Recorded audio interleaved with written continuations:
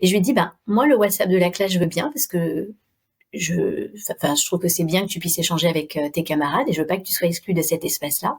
Mais comme officiellement t'as pas l'âge, eh ben, on va le regarder ensemble, cet espace. C'est-à-dire, c'est pas un endroit où tu vas échanger seul.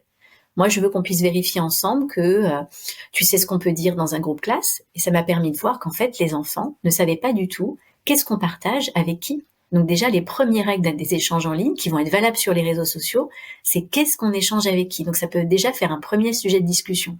Est-ce que le fait qu'on a été goûté chez mamie hier ou qu'on a acheté des baskets, est-ce que c'est un sujet qui se partage avec des camarades qu'on connaît depuis 3 jours? Peut-être pas. Est-ce qu'on envoie des photos de sa chambre ou de ses photos en maillot de bain? Peut-être pas non plus. Et ensuite, alors ce qui est génial, c'est qu'en général, il se passe pas plus de 2-3 jours, alors avant que ça parte en cacahuète, il va y avoir des premières insultes, il va y avoir des premières choses qui sont pas dans un cadre, un échange, j'ai envie de dire, respectueux et bienveillant. Et donc nous, on s'est servi de ça en disant, bah, regarde, là, la personne, comment elle parle, qu'est-ce que tu en penses? Comment tu penses que l'autre personne va recevoir ça? Qu'est-ce que tu pourrais dire?